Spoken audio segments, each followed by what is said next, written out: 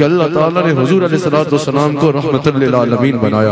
وما ارسلناک الا رحمت للعالمین. جہاں اس سے میسج کیا ملتا ہے امت کو وہ بیان کرنا ہے، وہیں یاد رکھیے گا اس سے عقیدہ بیان کرنا بہت ضروری ہے. میسج بھی ضروری ہے اور میسنجر بھی ضروری ہے. میسنجر کے اوپر عقیدہ مضبوط ہوگا تب ہی نامہ اعمال میں اعمال مرتب ہوں گے.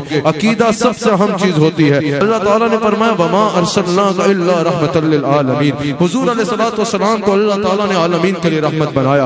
اب رحم کرنے والا جو ہے وہ حاکم ہوتا ہے، رحم کرنے والا ضرورت ہوتا ہے، رحم کرنے والا رعایا کی ضرورتیں پوری کرتا ہے، رعایا کے لیے رحم کرنے والا ہوتا ہے. اب اگر حضور علیہ السلام کے بارے میں کوئی جاننا چاہے کہ حضور کس کس کے لیے رحم ہے، مثال کے طور پہ اگر میں کہوں کہ قبلہ رسولی صاحب تشریف فرما ہے، قبلہ کامران صاحب تشریف فرما ہے، یہ گورنر ہے. سب سے پہلے اگلا سوال کرے گا بھئی کہاں کے گورنر ہیں؟ اس سوال کا مقصد یہ ہوگا تاکہ جب بتایا جائے گا سندھ کے گورنر ہیں تو وہ فوراً سندھ کا نقشہ اپنے ذہن میں لے آئے گا.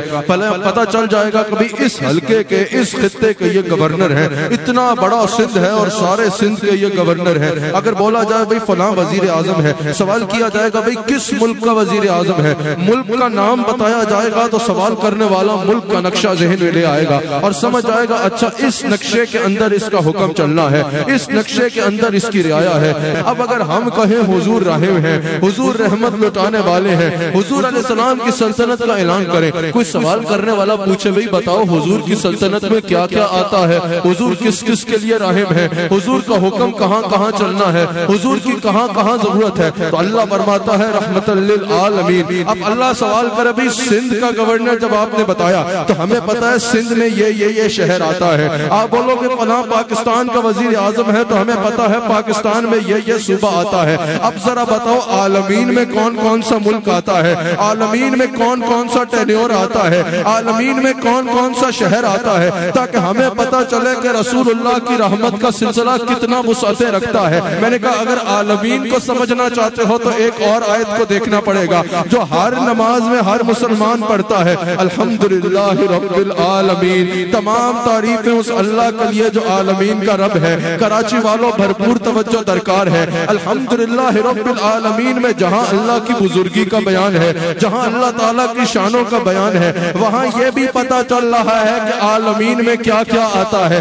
عرش والے بولے وہ ہمارا بھی رب ہے، ساتوں آسمانوں والے بولے وہ ہمارا رب ہے، زمین والے بولے وہ ہمارا رب ہے، 18,000 عالم ہے، تمام عالمین بولے کہ وہ ہمارا رب ہے. الحمدللہ رب العالمین سے پتا چلا عالمین میں ایک دور نہیں ہے، عالمین میں ایک ملک نہیں ہے، عالمین میں ایک عالم نہیں ہے، عالمین میں ایک قوم نہیں ہے. جس ذرے کا اللہ رب ہے وہ ذرہ عالمین میں شامل ہے، جس ذرے کا وہ رب ہے وہ ذرہ عالمین میں شامل ہے. پتا چلا کائنات میں کوئی زمانہ ایسا ہے ہی نہیں جو عالمین میں شامل نہ ہو، کائنات میں کوئی ایسا مقام ہے ہی نہیں جو عالمین میں شامل نہ ہو. میں آگے والوں کو نہیں کرتا لیکن یہ جو پیچھے کرسی پہ بیٹھے ہو ایک بار پتا چلے آپ بیٹھے ہو ہاتھ اٹھا کے بتاؤ پتا چل گیا عالمین میں کتنی وسعتیں ہیں، عالمین کہاں کہاں پھیلے ہیں. دنیا میں کوئی مقام کو چھوڑو، کائنات میں کوئی ایسا ذرہ نہیں ہے جو عالمین میں شامل نہ ہو. جب لوگوں کو صحیح سے سمجھ لگ گئی نا عالمین کی وسعتیں کیا ہے، پھر اللہ نے حبیب کا تعارف کرایا وما ارسلناک الا رحمت للعالمین. یہ تو تمہیں اتنی بڑی سلطنت نظر آ رہی ہے نا، اس ساری سلطنت میں رحمت خزانے لٹانے والا میں مصطفیٰ کو بلا کے بھیج رہا ہوں.